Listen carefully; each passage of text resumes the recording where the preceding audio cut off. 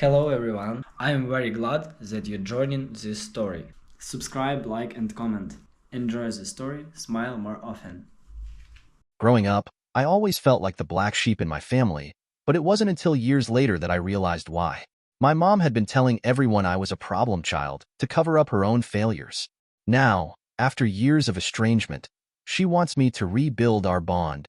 But how do you rebuild something that was never real in the first place? From the moment I started school, the label of problem child stuck to me like glue. Teachers seemed to expect trouble the minute they read my name on the roster. My mom had already set the stage, telling them I was difficult and defiant. At first, I didn't understand why they looked at me that way. I was just a regular kid, full of curiosity and energy. Sure, I got distracted sometimes or talked too much in class, but I wasn't the disruptive troublemaker they seemed to think I was. The judgment extended beyond school. Family gatherings were minefields of whispered comments and disapproving glances. "She's such a handful," my mom would say with a sigh whenever I got frustrated or upset. It didn't matter if the situation was unfair or if I had a good reason for my emotions. To my relatives, her word was gospel, and I was just the rebellious kid who couldn't behave. Even my friends' parents didn't seem to trust me. When I went to their houses for sleepovers or playdates, they'd watch me closely, subtly steering their kids away if I got too loud or too excited. "Don't let her lead you into trouble," one parent actually whispered to their child right in front of me. At the time, I didn't understand what I'd done to deserve it. I hadn't realized that my mom had been laying the groundwork for this narrative long before I'd ever walked into those rooms. The label followed me everywhere. In middle school, when I argued with a teacher over a grade, it wasn't seen as standing up for myself. It was chalked up to my attitude problem. When I struggled with math, it wasn't because I needed help. It was because I was lazy. Even when I did something good, like win a writing contest or score a goal in soccer, it was treated as an anomaly. A rare good moment, people would say, as if my successes were accidents in a sea of inevitable failures. By the time I reached high school, I'd started to internalize the label. If everyone thought I was a problem, maybe I was. I began to pull back, avoiding activities or situations where I might embarrass myself further. Why bother trying to prove myself when no one believed in me? My self-esteem plummeted, and I started to resent the world for judging me before they'd even gotten to know me. But the thing that haunted me most was how little my mom did to defend me, or worse, how much she contributed to the narrative. In moments of frustration, she'd tell me I was ungrateful or difficult to love. "You don't know how hard it is for me," she'd say. "I'm doing my best, and you're making everything harder." Her words felt like daggers, reinforcing the idea that I was the root of all her struggles. It wasn't until years later that I began to see the bigger picture. As an adult, I started to piece together fragments of conversations I'd overheard and patterns I hadn't recognized at the time. My mom wasn't just struggling. She was actively using me as a scapegoat to deflect attention from her own mistakes. When we moved from one apartment to another in a whirlwind of last-minute packing and unpaid bills, it wasn't because of me, but she told family members I'd been too much to handle. When one of her relationships ended in spectacular fashion, she hinted to friends that my rebellious behavior had driven her partner away. Even her financial problems, things I had no control over, became my fault in the eyes of the people she vented to. To the outside world, my mom was a hard-working single parent, valiantly managing a difficult child while dealing with life's challenges. But inside our home, the truth was far less noble. She wasn't just a victim of circumstance. She was someone who couldn't face her own failures and found it easier to let me carry the blame. At the time, I didn't have the words to explain what was happening. I just knew that I was tired. Tired of being misunderstood. Tired of feeling like I had to prove myself. And tired of the weight of a reputation that wasn't mine to begin with. What I didn't realize was that this was just the beginning of a much larger battle. One that would take years to understand and even longer to heal from. The day everything clicked was a seemingly ordinary one. I was 15, sitting in my room after school, trying to finish a science project. My mom was in the living room with her friend Karen, a woman I barely knew but who seemed to show up whenever my mom needed someone to vent to. Their voices carried down the hallway, unfiltered and loud enough for me to hear every word. "She's impossible," my mom said, her voice laced with exasperation. "No matter what I do, it's never enough. She's ungrateful, disrespectful, and always causing problems.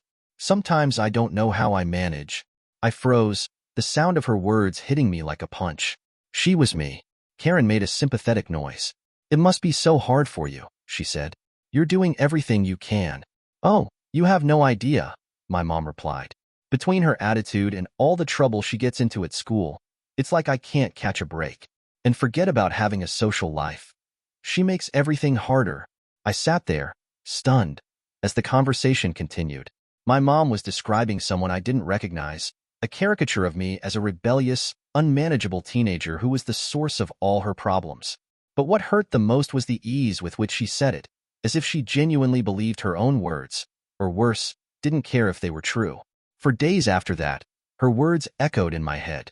I started second-guessing myself, wondering if maybe I really was the problem. Maybe I was ungrateful and difficult, and I just didn't see it. The thought gnawed at me, making me question every interaction, every moment of frustration or disagreement. But as I reflected, I began to see cracks in her narrative. Many of the things she blamed on me were things I couldn't possibly control. Her financial problems, for example. Those weren't because of me. I didn't cause the unpaid bills or the last-minute moves to smaller apartments. And her failed relationships? I wasn't the one who chose her partners or drove them away. The more I thought about it, the more I realized that my mom was using me as a scapegoat. Blaming me was easier than admitting she'd made mistakes, and complaining about me earned her sympathy and validation from people like Karen. It was a pattern I'd seen before, but never fully understood until that moment. Realizing the truth didn't make things easier. It made them harder. Once I saw through her manipulations, I couldn't unsee them. Every time she criticized me or twisted a situation to make herself look like the victim, it hit differently. I felt a simmering anger bubbling under the surface, a mix of frustration and betrayal that I didn't know how to express. That's when I started pushing back. It began with small acts of defiance, questioning her when she exaggerated my behavior to friends, correcting her when she blamed me for things I hadn't done. But the more I pushed, the more she doubled down. "You're proving my point," she'd say whenever I challenged her. "This is exactly the kind of behavior I'm talking about." Her words left me feeling trapped, like I couldn't win no matter what I did. If I stayed silent, I was complicit in her lies. If I defended myself, I was feeding into her narrative of me as disrespectful and argumentative. Things escalated one evening when she accused me of losing her car keys. I hadn't touched them. I knew better than to mess with her things. But she stormed into my room, yelling about how irresponsible I was. "This is why I can't trust you," she shouted, her face red with anger. "I didn't lose your keys." I shot back, my voice trembling with frustration. "Then where are they?" she demanded, arms crossed. "Probably where you left them," I said, unable to keep the sarcasm out of my tone. She didn't appreciate that. "You see," she said, turning to my younger cousin, who was visiting. "This is what I have to deal with. She's always like this. No accountability, no respect." My cousin just stood there awkwardly, clearly unsure of how to respond. But the damage was done. The scene wasn't about the keys. It was about reinforcing her narrative in front of an audience. That night, I resolved to stop letting her control the story. If she wanted to paint me as the villain, fine, but I wasn't going to stand by silently while she rewrote the truth. I started documenting things, writing down incidents, saving text messages, and keeping a record of the times she twisted the facts to suit her version of events. It wasn't about proving her wrong in the moment. It was about holding on to the truth for myself, so I wouldn't start believing her lies. This was the beginning of a long battle, one that would shape my teenage years and beyond. For every step I took to assert myself, my mom found new ways to undermine me. But I was determined to fight back, no matter how hard she tried to tear me down. Looking back, that was the turning point. Not just in our relationship, but in how I saw myself. I wasn't the problem. And for the first time, I started to believe it. By the time I turned 18, I knew I couldn't stay. Living under my mom's roof felt like being in a constant battle, and every word, every action, felt like it could be twisted into something she could use against me. It didn't matter if I tried to stay quiet and out of her way. She'd find a reason to criticize me or make me feel small. The weight of her stories, her accusations, and the relentless problem child label was unbearable. I threw myself into part-time jobs, doing everything from waiting tables to working retail shifts, saving every penny I could. It wasn't glamorous, but every dollar felt like a step closer to freedom. When I finally got my college acceptance letter, it felt like a lifeline. The school wasn't far from home, just a few hours away, but it might as well have been another planet.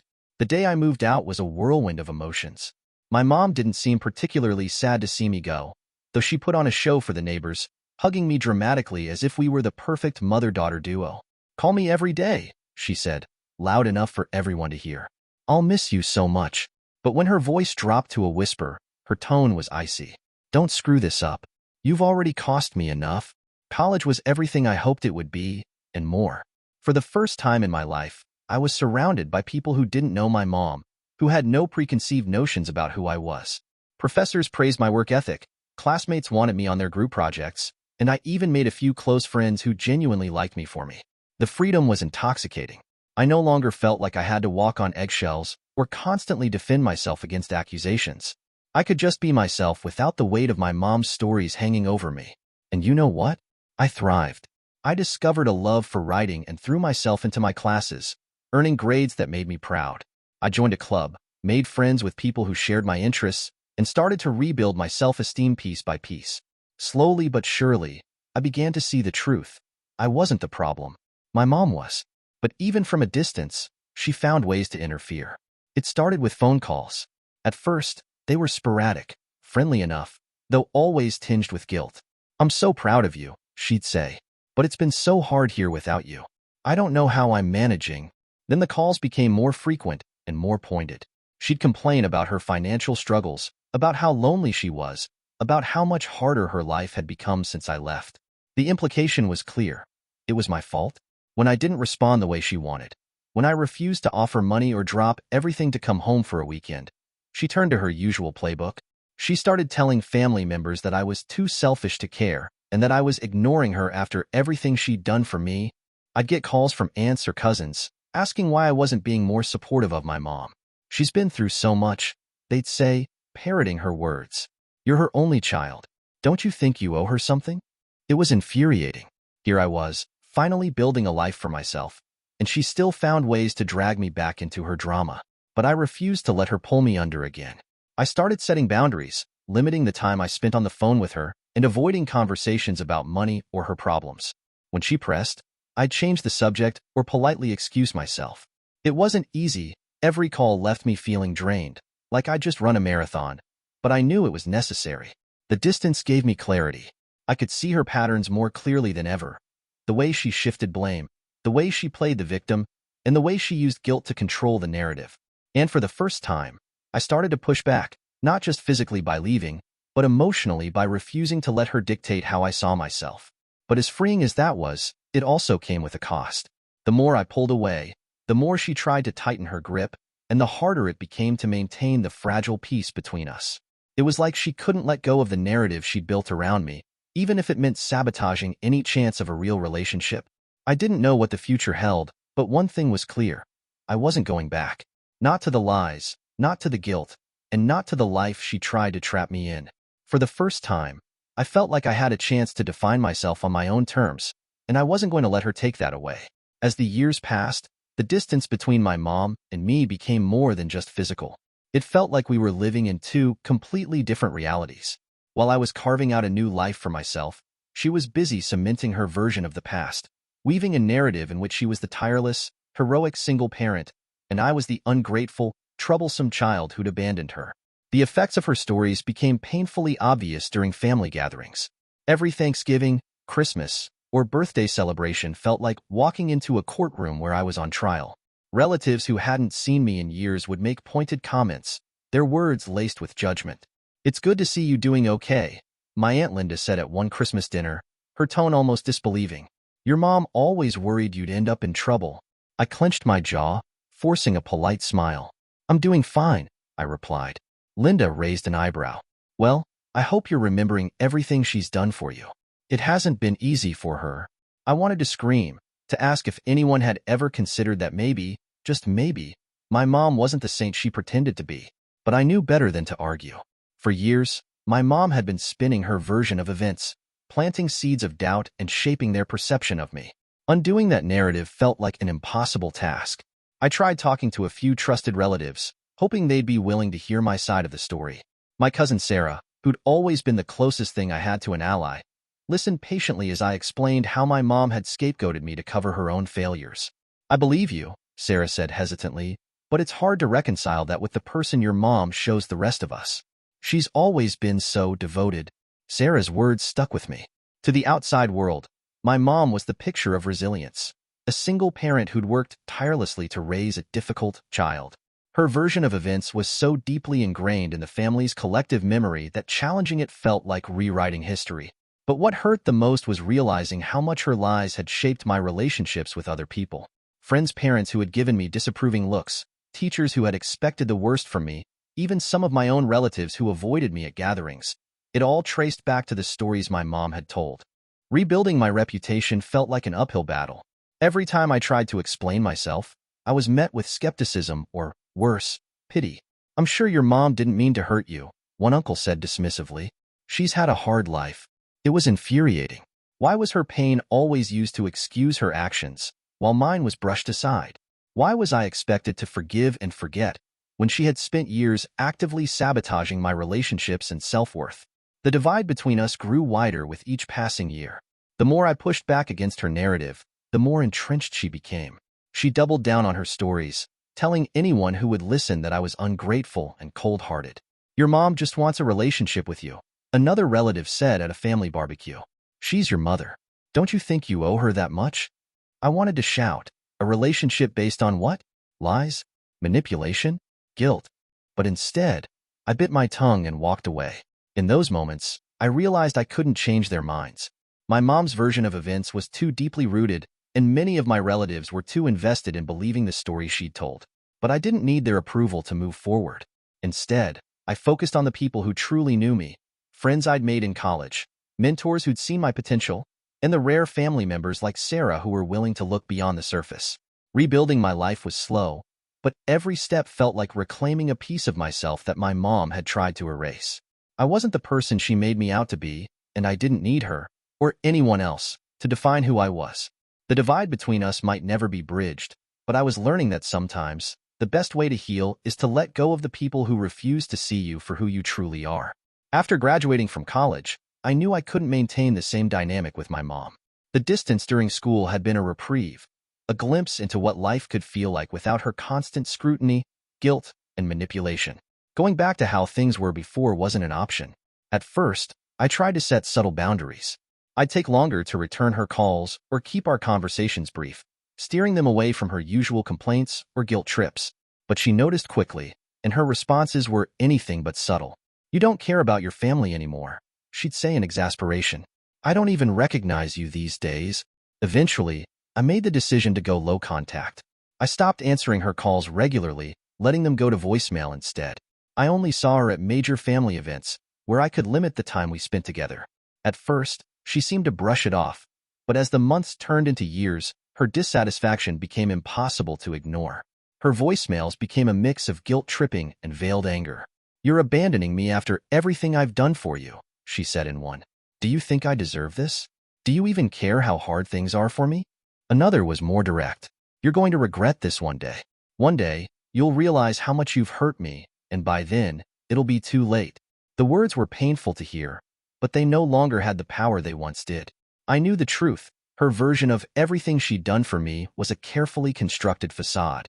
It was a way to maintain control over the narrative, to paint herself as the long-suffering single parent who had given everything while I remained ungrateful and distant. But the reality was far more complicated. Yes, she provided for me, but it had always come with strings attached. Her support wasn't unconditional. It was transactional, a way to keep me indebted to her emotionally. The damage she'd caused wasn't erased by her claims of sacrifice. The estrangement wasn't easy, though. Even with the distance, there were moments when I questioned myself. Was I being too harsh? Was there a way to reconcile without falling back into old patterns? The guilt, though diminished, lingered in the corners of my mind, whispering that maybe I was the problem after all. That's when I decided to start therapy. For years, I'd carried the weight of my mom's accusations and the problem child label she'd forced on me. I needed help untangling those threads, separating her voice from my own. My therapist, a calm and insightful woman named Dr. Patel, helped me see things more clearly. "It sounds like your mom has used guilt and manipulation to maintain control over you," she said during one of our first sessions. "That doesn't mean you're obligated to maintain a relationship on her terms." Her words felt like a revelation. For so long, I'd believed that being a good daughter meant enduring whatever my mom threw at me, no matter how unfair or harmful. But for the first time, I realized that I had a choice. Therapy became a lifeline. It gave me the tools to unpack years of gaslighting and emotional manipulation. Dr. Patel helped me identify patterns in my mom's behavior, the way she shifted blame, the way she played the victim, and the way she weaponized her role as a single parent to excuse her actions. More importantly, therapy helped me see that her behavior wasn't my fault. I wasn't a bad daughter, and I hadn't done anything to deserve the way she treated me. Her actions were a reflection of her own insecurities and unresolved issues, not a reflection of who I was. With time, I started to let go of the guilt that had haunted me for so long. I stopped feeling the need to justify my choices to others, focusing instead on what I needed to heal. The estrangement wasn't about punishing my mom. It was about protecting myself. Of course, not everyone understood my decision. Some family members criticized me for pulling away, insisting that I should be the bigger person or give her another chance. But I'd already given her so many chances, and each one had ended the same way, with her refusing to take responsibility for her actions. The space I created allowed me to rediscover myself. I reconnected with friends who truly supported me, found joy in hobbies I'd long neglected, and started to build a life that felt authentically mine. My relationship with my mom wasn't repaired, but for the first time, I wasn't consumed by the need to fix it. I'd accepted that some relationships are better loved from a distance, or not at all. And while the estrangement was painful, it was also liberating. It was the first real step toward reclaiming my story, and I wasn't going to let anyone take that away from me. The knock at my apartment door came on a quiet Saturday morning. I wasn't expecting anyone, so I opened it cautiously, only to find my mom standing there, clutching her purse tightly and looking both nervous and determined. I hadn't seen her in over a year. The last time was at a tense family gathering where we'd exchanged only a few strained pleasantries. Seeing her now, unannounced and on my doorstep, threw me completely off guard. "Hi," she said softly, as if we'd spoken just yesterday. "Can we talk?" I hesitated, my first instinct screaming to say no. But something in her voice, a vulnerability I wasn't used to hearing, made me step aside and let her in. She sat on my couch, glancing around the apartment like she was trying to take in every detail. "You've done well for yourself," she said, her tone almost wistful. "I always knew you had potential." I didn't respond, unsure of where this was going. She sighed deeply, then looked at me with what I could only describe as forced sincerity. "I've been doing a lot of thinking," she began, "about us. About everything that's happened." She launched into what sounded like an apology, acknowledging some of the things she'd said and done in the past. "I know I wasn't always the best mom," she admitted, her voice cracking slightly. "I was under so much stress, and I didn't handle it well. But I want to make things right.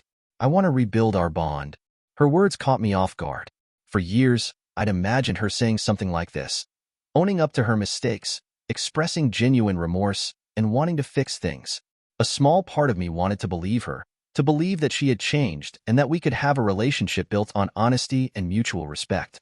But as the conversation went on, cracks began to show in her seemingly heartfelt confession. She started talking about how hard things had been for her lately, how money was tight, how she felt like she had no one to turn to. "I just think we need to support each other," she said, her tone shifting. "If we're going to fix this, it has to go both ways. Don't you agree?" I froze, the weight of her words sinking in. This wasn't about rebuilding our bond. This wasn't about her acknowledging the pain she'd caused or wanting to make amends. This was about her needing something from me. Whether it was financial help, emotional support, or validation that she wasn't the villain in this story. She wasn't here to fix things. She was here to reestablish control. I tried to stay calm, but the realization stung. "I don't think this is the way to rebuild anything," I said carefully. "Rebuilding means taking responsibility for what happened and working to move forward, not asking for something in return." She bristled at that, her expression hardening. "I am taking responsibility," she insisted. "But relationships are a two-way street. You can't expect me to do all the work." Her words felt like a slap. "All the work?" I repeated, incredulous. "I've been carrying the weight of this relationship for years, trying to prove myself to you, while you painted me as the problem. And now you're saying you've done enough?" Her face fell, but the vulnerability from earlier was gone. Instead, she looked frustrated, like I wasn't playing the role she needed me to play. "I came here to make peace," she said sharply. "But it seems like you're not ready to let go of the past." I took a deep breath, trying to keep my voice steady. "I'm not holding on to the past," I said. "I'm just not willing to pretend everything is fine when it's not. You hurt me, Mom, and it's going to take more than a conversation and a guilt trip to fix that." Her frustration turned to anger. "You're being unfair," she snapped. "I'm trying, and you're shutting me out." After everything I've done for you, you can't even meet me halfway? And there it was, the same old narrative, the same tactics she'd used for years. She wasn't here to rebuild anything. She was here to shift the blame back onto me, to make me feel guilty for her choices. It hurt, but it also solidified my decision to keep my distance. I think you should go, I said quietly, standing up and gesturing toward the door. She stared at me for a moment, as if waiting for me to change my mind. But when I didn't, she stood and grabbed her purse. You'll regret this, she said coldly as she walked out. When the door closed behind her, I felt a mix of emotions: sadness, frustration, and a strange sense of relief. For years, I'd hoped for a moment like this, where she'd acknowledge her mistakes and want to fix things. But now that it had happened, I realized that what I truly wanted wasn't an apology, it was genuine change. And until she was willing to do the hard work of confronting her own behavior, I knew I couldn't let her back into my life. The reunion wasn't what I'd expected, but it gave me clarity.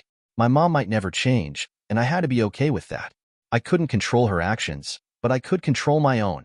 And I wasn't going to let her pull me back into the cycle of guilt and manipulation. For the first time in years, I felt like I was truly moving forward.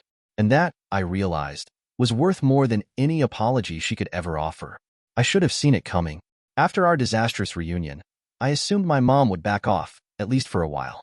Instead, she found new ways to escalate the situation, ways I didn't anticipate. She may have lost direct access to me, but she still had access to my extended family, and she used that connection to craft a new narrative. The first hint of trouble came when my cousin Jenna called me out of the blue. Hey, she started cautiously. I just wanted to check in. Is everything okay between you and Aunt Linda? The question caught me off guard. Why? I asked, my stomach tightening. Well, she hesitated. She's been telling people you've completely cut her off. She says she doesn't know what she did wrong, and that you just don't care about family anymore. My heart sank. I shouldn't have been surprised. This was textbook behavior for my mom, but it still stung. I knew how convincing she could be, especially to people who only saw the surface of our relationship. I didn't cut her off for no reason, I said firmly. There's a lot you don't know about what's happened between us. She's been manipulating me for years, Jenna. Jenna was silent for a moment. I get that things haven't been easy, she said carefully, but she's your mom. Families fight, but at the end of the day, they're still family. Maybe you should just forgive her and move on. Her words hit me like a punch. I wanted to scream, to lay out every detail of the years of lies, guilt, and emotional manipulation I'd endured. But I knew it wouldn't matter. My mom had spent years building her reputation as the long-suffering single parent, and no amount of explaining would change the way people like Jenna saw her, or me. That conversation was a wake-up call. No matter what I said or did, some people would always see me as the problem. My mom had been planting that narrative for so long that it had become ingrained in their minds. To them, I was the ungrateful daughter who'd abandoned her mother, and anything I said in my defense was just more proof of how difficult I was. I realized then that I couldn't keep trying to change their minds. Explaining myself over and over, hoping someone would finally see the truth, was exhausting and futile. It was like shouting into the wind. No matter how loud I yelled, the narrative my mom had created drowned me out. But I also realized something else. I didn't need their approval to move forward with my life. For so long, I'd been chasing validation, hoping that if I just explained things the right way, people would understand and support me. But the truth was, I didn't need their understanding. I didn't need anyone to take my side. The final straw wasn't just about what my mom said. It was about the clarity it brought. I saw her for who she really was. Someone who would always prioritize her image over our relationship, someone who would never take responsibility for the hurt she caused. Letting go wasn't easy. There were days when I felt angry, sad, or even guilty for cutting her out. But every time those feelings crept in, I reminded myself of the years I'd spent trying to make things work, of the countless times I'd given her another chance, only to end up hurt all over again. I stopped answering calls from relatives who wanted to mediate or guilt me into reconciling. It's between me and her, I said firmly when they pressed for details. I appreciate your concern, but I'm doing what's best for me. The weight of their disapproval didn't disappear overnight, but it grew lighter as I learned to stop carrying it. I stopped feeling the need to justify myself, focusing instead on building a life that felt authentic and free from her influence. The experience taught me that some battles aren't worth fighting, especially when the other person is playing a different game entirely. My mom's goal was never to repair our relationship. It was to control the narrative. And as long as I stayed in her orbit, I'd always be playing by her rules. Walking away wasn't just an act of self-preservation. It was an act of defiance. It was me reclaiming my story, my voice, and my life. And while it hurt to let go of the hope that things could ever be different, it was also liberating. The final straw wasn't just the end of something. It was the beginning of a new chapter. One where I no longer needed to prove myself to people who refused to see me for who I really was. One where I could finally move forward, free from the weight of her lies. The phone call came out of the blue. I hadn't spoken to my mom in months, and I'd grown used to the silence. But when her name flashed across my screen, a familiar unease settled in my stomach. Against my better judgment, I picked up. Her tone was unusually light at first, almost cheerful, which immediately put me on edge. "Hi, sweetheart," she said, as if we'd just spoken yesterday. "I've been thinking about us. We really need to talk about the future." I braced myself, unsure where this was going. "What do you mean?" I asked cautiously. She launched into a monologue about her health, her financial struggles, and how she felt like time was slipping away. Then she dropped the bombshell, her will. "I've been thinking a lot about my legacy," she said, her voice thick with self-importance. "I don't have much, but I want to make sure everything is handled properly. I want us to fix things so there's no confusion later." I bit my tongue, letting her talk. I could already sense where this was headed, but I didn't want to jump to conclusions. "You know," she continued, "there's not a lot to go around, and I think it's only fair that we support each other.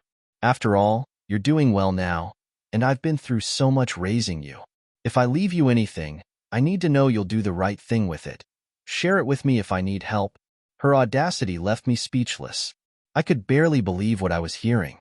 After years of tearing me down, of painting me as the problem child and undermining every aspect of my life, she was now expecting me to take care of her financially? It was a stark reminder of why I distanced myself in the first place. My mom had always framed her actions as being for my benefit, but in reality, everything had always been about her, her image, her needs, her comfort. And now, she was trying to frame this latest manipulation as making things right. "Mom," I said carefully, "I'm not interested in discussing inheritance or money. That's not what fixing our relationship should be about." Her tone shifted immediately, growing sharper. "It's the least you can do after everything I've been through," she said. "You don't understand how hard it's been for me. I sacrificed so much for you. And now, when I need you, you're going to turn your back on me?" Her words were dripping with the same guilt and manipulation she'd used on me for years. But this time, they didn't land the way they used to. I took a deep breath, steadying myself. "I'm not turning my back on you," I said. "But if you want to rebuild our bond, it has to be about more than what I can do for you. Relationships aren't transactions, Mom." She didn't take it well. The conversation spiraled quickly. She accused me of being selfish, ungrateful, and disrespectful. "You're acting like you don't owe me anything," she said bitterly. "But if it weren't for me, you wouldn't even have the life you're living now." Her words were meant to cut, to remind me of everything she believed she was entitled to. But instead of feeling guilty, I felt a sense of clarity. This wasn't about reconciliation. This was about control. "Mom," I said firmly, "I'm not going to argue with you about this. I've made my decision, and it's not up for discussion." She scoffed. "Fine," she said coldly. "But don't come crying to me when you realize how much you've hurt me. One day, you'll regret this." When I hung up, I felt a mix of emotions: anger, sadness, and relief. It hurt to see how little had changed, how she was still more focused on what she could get from me than on actually repairing our relationship. But it also reinforced why I'd stepped away in the first place. The inheritance drama was the final confirmation I needed. My mom wasn't interested in building a relationship based on mutual respect or understanding. She was interested in maintaining the narrative she'd built, one where I owed her everything and she owed me nothing. That phone call wasn't the end of her attempts to guilt me, but it was the end of my willingness to engage. I stopped answering her calls altogether, letting them go to voicemail where they joined a growing collection of messages filled with passive-aggressive comments and thinly veiled accusations. For the first time, I felt a sense of freedom. I wasn't living under her shadow anymore, and I wasn't letting her define my worth or my responsibilities. The road ahead wouldn't be easy, but I knew one thing for sure. I wasn't going back. This wasn't just about money or a will. It was about breaking free from a lifetime of manipulation. And for the first time, I felt like I was finally starting to take control of my own story. As the chaos with my mom reached new heights, I realized I couldn't face it alone. Therapy had already been a tremendous help, but the strain of standing my ground against her constant guilt trips and the whispers of extended family was beginning to wear on me. I felt like I was walking a tightrope, constantly defending my decisions while trying to protect my newfound sense of peace. Then, slowly but surely, support started to come from unexpected places. It began with my best friend Mia, someone who'd known me since high school. We'd been through thick and thin together, but I'd always hesitated to share the full extent of my struggles with my mom. One evening, over coffee, I finally opened up. Mia listened intently, her expression shifting from shock to sadness as I recounted the years of manipulation, the labels I'd been saddled with, and the recent inheritance drama. When I finished, she reached across the table and took my hand. "You're not crazy," she said firmly. "Everything you're saying makes sense. I've seen bits of it over the years, but I never realized how deep it went. I'm so sorry you've had to deal with this." Her words felt like a lifeline. For so long, I'd felt isolated, like no one truly understood what I was going through. But Mia's validation reminded me that I wasn't alone, that there were people who saw me for who I truly was, not the version my mom had crafted. Encouraged by her reaction, I began opening up to a few other close friends. Each time, I braced myself for skepticism or judgment, but instead, I was met with compassion and support. "I always thought there was something off about the way your mom talked about you," one friend admitted. "But I didn't want to overstep by saying anything." Another friend, James, who'd witnessed some of my mom's behavior firsthand during college, was even more blunt. "She's toxic," he said flatly. "You've done the right thing by creating distance. Don't let her pull you back in." Their words didn't erase the pain of my mom's actions, but they gave me strength. For the first time, I felt like I had a solid foundation of people who truly had my back. Even within my family, there were glimmers of support. My cousin Sarah, who had always been skeptical of the problem child narrative, reached out after hearing about the latest drama. "I always thought your mom exaggerated," she admitted during a phone call. "I remember her saying things about you when we were kids that didn't match what I saw. You were never the troublemaker she made you out to be. I'm sorry for not speaking up sooner." Her words brought tears to my eyes. "It's okay," I said, my voice shaking. "Just hearing you say that now means so much." Sarah didn't just stop at words of support. She began pushing back against some of the lies my mom had been spreading within the family. "You need to stop blaming her for everything," she reportedly told my Aunt Linda during one heated conversation. "Have you ever considered that maybe it's not all her fault?" Hearing that someone was willing to stand up for me felt like a small victory in a battle I'd been fighting alone for years. Therapy continued to be a lifeline as well. My sessions with Dr. Patel became a safe space where I could process my emotions without fear of judgment. She helped me unpack the complicated layers of guilt, anger, and sadness tied to my relationship with my mom. "It's okay to feel conflicted," she reminded me during one particularly tough session. "You can love someone and still recognize that they're harmful to you. Setting boundaries doesn't mean you don't care. It means you're prioritizing your well-being." Those words became a mantra for me. Whenever I doubted myself or felt pressured to reconcile on my mom's terms, I reminded myself that boundaries were an act of self-preservation, not cruelty. The moments of support I found, whether from friends, family, or therapy, became my anchor. They reminded me that I wasn't defined by my mom's narrative, that I was more than the problem child she painted me as. But perhaps the most profound realization came from within. For so long, I'd been seeking validation from others, hoping someone would see through my mom's lies and tell me I was worthy of love and respect. But with each step I took to reclaim my story, I began to believe it for myself. The support I found didn't just give me strength, it gave me clarity. I didn't need to fix my mom or change her perception of me to move forward. I just needed to keep building a life that reflected who I truly was, surrounded by people who saw and valued me for the person I'd fought so hard to become. Those moments of validation made all the difference. They reminded me that I wasn't alone and gave me the courage to continue standing firm in my boundaries. And for the first time in years, I began to feel hopeful about the future. Today, my relationship with my mom is nearly non-existent. For some, that might sound like a tragedy, a mother and child completely estranged. But for me, it's brought a sense of peace I never thought I'd find. The weight of constant judgment, manipulation, and guilt has been lifted, replaced by something new: freedom. It wasn't an easy path to get here. There were moments when I questioned myself, wondering if I'd made the right decision. Family isn't supposed to be disposable, right? But I realized that relationships, family or otherwise, need to be built on trust, respect, and mutual effort. Without those foundations, they become prisons, and I wasn't willing to stay locked in a relationship that only brought me pain. The distance has allowed me to focus on building a life that reflects who I truly am. I no longer feel the need to prove myself to people who've already made up their minds about me. Instead, I've surrounded myself with people who see me for who I really am, not the caricature my mom created. Professionally, I've thrived.